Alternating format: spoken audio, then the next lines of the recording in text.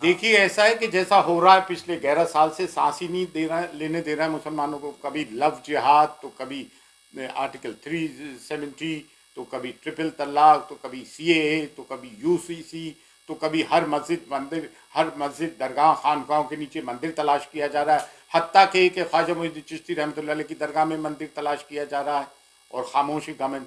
और जब ये बिल पास हुआ राज्यसभा में, तो जय श्री राम के नारों के साथ पास हुआ। ना तो वहां पे अल्लाह अकबर के नारे की जरूरत है, ना जय श्री राम के नारे की जरूरत है। ये एक कम्युनल एजेंडा है जो साफ तौर से जाहिर हो रहा है। फिर इसके अंदर क्या है, वक्फ बाय यूजर को निकाला जा रहा है, लिमिटेशन एक्ट को अप्लाई किया जा रहा है, यानी कि टेनेंट किराएदार को इसकी मालिकाना हैसियत दे दी जाएगी। गवर्नमेंट की कई ऑफिसेज हमारे औकाफ की प्रॉपर्टीज पे हैं, और हमें ये कहा जा रहा है कि जहां औकाफ अपना वक्फ झंडा गाड़ देती है उसकी मिल्कियत हो जाती है। अरे भाई, वक्फ की प्रॉपर्टीज को तो मिसयूज उन लोगों ने नहीं किया है जो वक्फ बोर्ड के चेयरमैन, मेंबर, वक्फ काउंसिल के मेंबर बन के आए, तलवे चाटू मुसलमान। इन्होंने सब में बड़ा नुकसान किया है, और आज भी मुसलमान का मान रहा है। शादियों में 100 किस्म के खाने कर रहा है, हर साल उम्रे पे जा रहा है। मतलब जब तक हम अपने सोशल ईवल्स को खत्म ना करेंगे, हम अपनी सफ़ों में एहतियात नहीं कायम करेंगे, हमारी सफ़ों में मीर जाफर और मीर सादिक की निशानदेही ना करेंगे, इनका बहिष्कार ना करेंगे, इन मुस्लिम दलालों का जो हर आसाम से नॉर्थ ईस्ट से लेकर राजस्थान और कश्मीर से लेकर कन्याकुमारी तक है। आज मुस्लिम इलाकों में जाओ, मुखबिरों की और दलालों की कमी नहीं। जो इस वक्फ बोर्ड की हिमायत कर रहे हैं वो हम में से नहीं, मीडिया इन्हें बता रहा है, चंद बुरखापोश औरतों को, कि देखो ये वक्फ बोर्ड की हिमायत कर रहे हैं। चंद दलालों को बता रहा है कि वक्फ बोर्ड की हिमायत कर रहा है। अरे भाई, 99.999% मुसलमान इसके खिलाफ है, 0.0001% मुसलमान इसके फेवर में जो ऑन पे रोल है। दूसरी चीज ये है, and now I am coming to the legal point. Direct violation है आर्टिकल 14 का, freedom of religious right article 15 का, आर्टिकल 26 का वायलेशन है। हर रिलीजियस डिनोमिनेशन को अधिकार है कि अपने एनजीओ और चैरिटेबल ऑर्गेनाइजेशन चलाए, आर्टिकल 29 का वायलेशन है। ये कॉन्स्टिट्यूशनल, ये ब्रीच ऑफ राइट्स है, और 5 कॉन्स्टिट्यूशनल बेंच के जजेस बैठ के इसको फैसला करें। ये लड़ाई लंबी है, जैसे किसान आंदोलन की थी।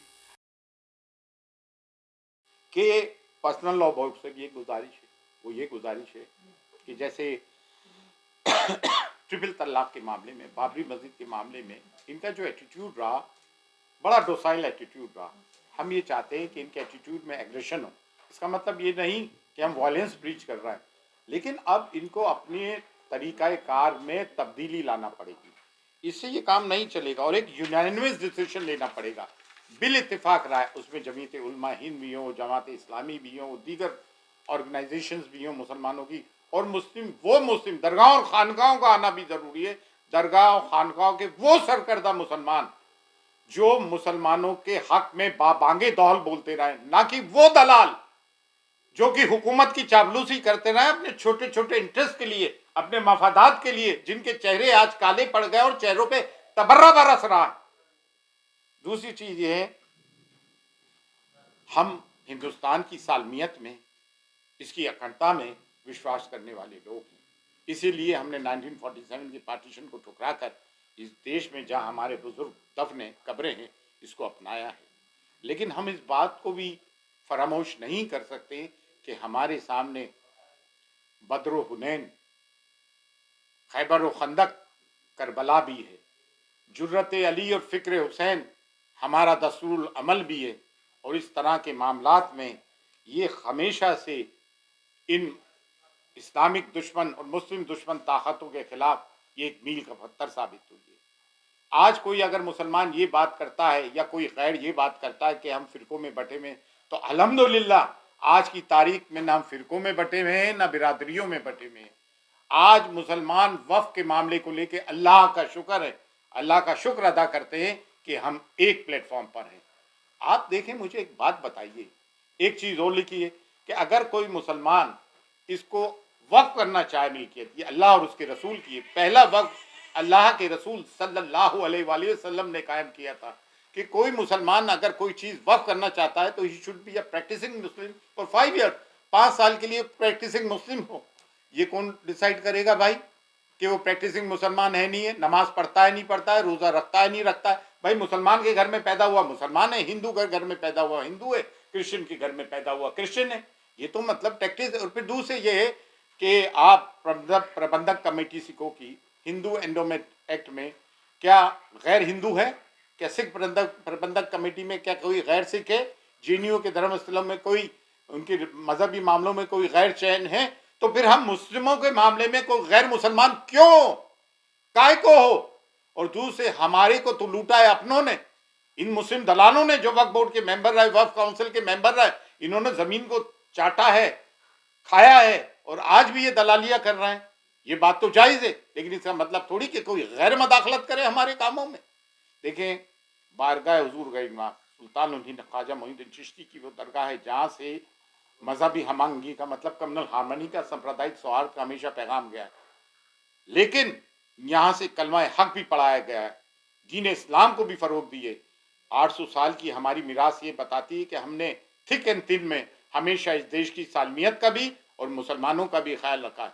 जब 1935 में काजमी बिल के नाम से ये वक्त आया, उस वक्त भी हमारी अंजुमन ने इसको रिजेक्ट किया था। अंजुमन सैयद ज़ादगान खुद्दाम ख्वाजा ने वक्त बिल जेपीसी फॉर वक्त 2002 आया, जिसके संग फिर गौतम चेयरमैन थे। उस बिल के मामले में भी हमने जाके ये फॉर वक्त जेपीसी फॉर वक्त आया था, हमने रिजेक्ट किया। पार्लियामेंट इनेक्स में डिबेट की, कई मीटिंग्स अटेंड किए। अभी अगस्त में जेपीसी फॉर वक्त जब बिल आया, उसको भी हमने प्रेस कॉन्फ्रेंस करके कंडक्ट किया, कंडेम किया, आप उसको सिरे से खारिज किया। और आज जब ये एक्ट बन गया है, तो आज अप्रैल 9 को आज हम फिर इसको कंडेम करते हैं, इस एक्ट को, और हम ये चाहते हैं कि इन चीज़ों को वापस दें। और बिल आखिर हमें जमहूरी निज़ाम में, डेमोक्रेटिक रजीम में, कॉन्स्टिट्यूशन पिछले, देखिए ऐसा है कि जैसा हो रहा है पिछले 11 साल से, सांस ही नहीं दे रहा है, लेने दे रहा है मुसलमानों को। कभी लव जिहाद, तो कभी आर्टिकल 370, तो कभी ट्रिपल तलाक, तो कभी सीएए, तो कभी यूसीसी, तो कभी हर मस्जिद दरगाह खानकाहों के नीचे मंदिर तलाश किया जा रहा है। हत्ता के ख्वाजा मोइनुद्दीन चिश्ती रहमतुल्लाह अलैह की दरगाह में मंदिर तलाश किया जा रहा है, और खामोशी गवर्नमेंट। और जब ये बिल पास हुआ राज्यसभा में, तो जय श्री राम के नारों के साथ पास हुआ। ना तो वहां पे अल्लाह अकबर के नारे की जरूरत है, ना जय श्री राम के नारे की जरूरत है। ये एक कम्युनल एजेंडा है जो साफ तौर से जाहिर हो रहा है। फिर इसके अंदर क्या है, वक्फ बाय यूजर को निकाला जा रहा है, लिमिटेशन एक्ट को अप्लाई किया जा रहा है, यानी कि टेनेंट किराएदार को इसकी मालिकाना हैसियत दे दी जाएगी। गवर्नमेंट की कई ऑफिसेज हमारे औकाफ की प्रॉपर्टीज पे हैं, और हमें ये कहा जा रहा है कि जहाँ औकाफ अपना वक्फ झंडा गाड़ देती है उसकी मिल्कियत हो जाती है। अरे भाई, वक्फ की प्रॉपर्टीज को तो मिसयूज उन लोगों ने नहीं किया है जो वक्फ बोर्ड के चेयरमैन, मेंबर, वक्फ काउंसिल के मेंबर बन के आए, तलवे चाटू मुसलमान। इन्होंने सब में बड़ा नुकसान किया है, और आज भी मुसलमान का मान रहा है। शादियों में 100 किस्म के खाने कर रहा है, हर साल उम्रे पे जा रहा है। मतलब जब तक हम अपने सोशल ईवल्स को खत्म ना करेंगे, हम अपनी सफ़ों में इतिहाद नहीं कायम करेंगे, हमारी सफ़ों में मीर जाफर और मीर सादिक की निशानदेही ना करेंगे, इनका बहिष्कार ना करेंगे, इन मुस्लिम दलालों का जो हर आसाम से नॉर्थ ईस्ट से लेकर राजस्थान और कश्मीर से लेकर कन्याकुमारी तक है। आज मुस्लिम इलाकों में जाओ, मुखबिरों की और दलालों की कमी नहीं। जो इस वक्फ बोर्ड की हिमायत कर रहे हैं वो हम में से नहीं, मीडिया इन्हें बता रहा है, चंद बुरखापोश औरतों को, कि देखो ये वक्फ बोर्ड की हिमायत कर रहे हैं। चंद दलालों को बता रहा है कि वक्फ बोर्ड की हिमायत कर रहा है। अरे भाई, 99.999% मुसलमान इसके खिलाफ है, 0.0001% मुसलमान इसके फेवर में जो ऑन पे रोल है। दूसरी चीज ये है, and now I am coming to the legal point, direct violation है आर्टिकल 14 का, freedom of religious right article 15 का, आर्टिकल 26 का वायलेशन है। हर रिलीजियस डिनोमिनेशन को अधिकार है कि अपने एनजीओज और चैरिटेबल ऑर्गेनाइजेशन चलाए, आर्टिकल 29 का वायलेशन है। ये कॉन्स्टिट्यूशनल, ये ब्रीच ऑफ राइट्स है, और 5 कॉन्स्टिट्यूशनल बेंच के जजेस बैठ के इसको फैसला करें। ये लड़ाई लंबी है, जैसे किसान आंदोलन की थी, लेकिन सुप्रीम कोर्ट को, ऑनरेबल सुप्रीम कोर्ट को, honourable Chief Justice of India को इस पर एक टेम्परेरी स्टे लेना चाहिए, वरना कोर्ट में लड़ाई चलती रहेगी और ये हमारी जगहों को बुलडोज करते रहेंगे। ये हमारे साथ जुल्म है, जुल्म की इंतहा है। पाकिस्तानी है, किसान आंदोलन को कह देते हैं खालिस्तानी है। क्या मुसलमानों को जीने का हक नहीं, अपनी बात रखने का हक नहीं? क्या माइनॉरिटीज को अपनी बात रखने का हक नहीं? आप देखिए ना, कैबिनेट मिनिस्ट्री में भारत की बुद्धिस्ट भी है माइनॉरिटी में, सिख भी हैं, क्रिश्चियन भी हैं, नहीं है तो सिर्फ मुसलमान नहीं है। अगर कोई मुसलमान ये समझता है कि वो उससे अछूता रह जाएगा तो गलत है। आज हम अपनी आने वाली नस्लों को क्या जवाब देंगे?